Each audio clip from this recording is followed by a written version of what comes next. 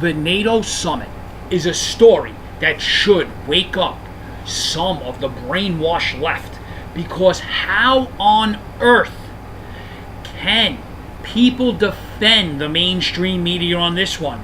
The American mainstream media has automatically jumped to the globalist side here, even though the globalists admittedly are completely wrong and Donald Trump is completely right. This story truly shows how the globalist hacks in the mainstream media take the side against the best interest of the United States and the American people, just because their globalist owners tell them to, for money, for greed. When it comes to NATO funding, the mainstream media only ever talks about percentages to GDP. All countries are supposed to spend 2% of their GDP on defense.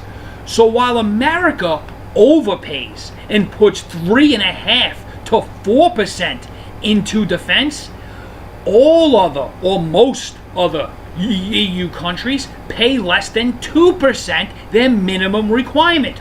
Only 4 countries in the European Union actually pay above 2%, and I think 2 more are joining that number this year. So 6 of basically 30 countries pay their fair share. And again, their fair share is a percentage of their GDP.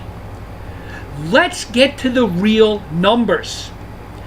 In 2016, because that is the most recent budget I can confirm over the internet right now, the total defense budget for NATO countries was $920 billion. America paid over $645 billion of this number, while the entire rest of the NATO countries paid less than $275 billion. So America picked up over 70% of the defense tab for NATO countries, while the whole rest of NATO paid less than 30% of the bill. Meanwhile, as I have heard and read over the last few months, especially with the trade wars that I've been rallying about, how the European Union, their gross product now as a collective unit, is equal to the United States.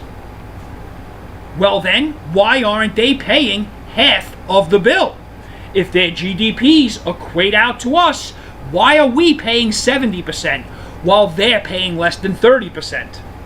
America has never called out for European countries to come and help us out of the disaster. It was only been the other way around. European countries needed America to save them, to literally save them from being destroyed, from being removed from the planet Earth.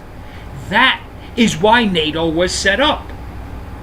European countries have needed America to literally save them from vanishing off of the Earth twice in the past 100 years. According to the head of NATO itself, just this morning, NATO has been set up to protect Europe and for America to project strength. So wait a minute. National protection should certainly take priority over a PR stunt of projecting strength. And the parties being protected should certainly take their national defense a lot more seriously. Then America should basically take a PR stunt. I believe NATO, on the whole, was set up unfairly to the United States. Basically, what NATO did is force America to automatically go to war on the other side of the planet if and when World War III breaks out. Instead of like in the First and Second World Wars, where Americans could sit back and let the countries of Europe fight amongst themselves, fight their own wars for a time, and then join this war and risk American lives only when those wars seemed hopeless, thereby risking a lot less American blood. We now have to join this war if and when it happens, day one. We need to put our soldiers into harm's way day one. And basically we have to do this because Americans were the saviors of Europe in the past. So now America's signed up to be the saviors of Europe for all time. And that is BS.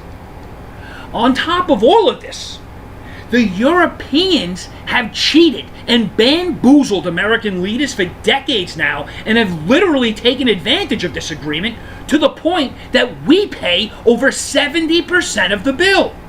$650 billion from America to $275 billion from the rest of NATO. And the rest of NATO, exclusive of Canada, needs NATO for their national protection.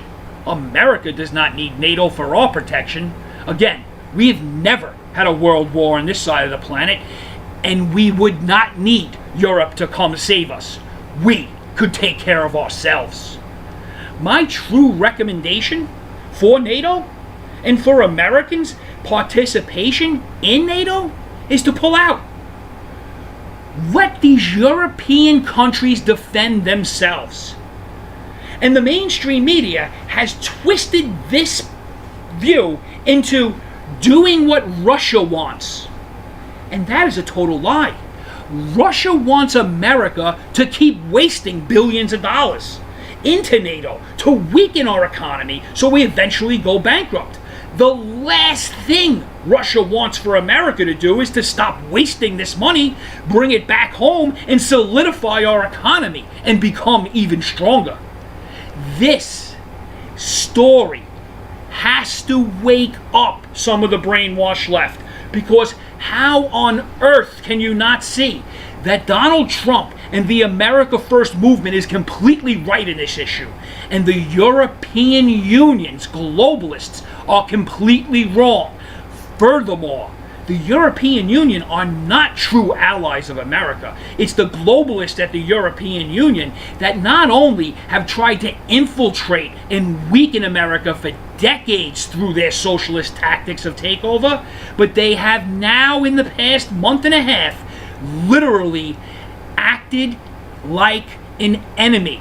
They have committed an act of war against America by directing their latest tariffs at specific voting blocks of America to directly influence and meddle into American democracy. That is not how allies act. That is how enemies act. And let me tell you something, it was absolutely wrong for Russia to do it, it's absolutely wrong for China to do it, and it's absolutely wrong for Canada and the European Union to do it.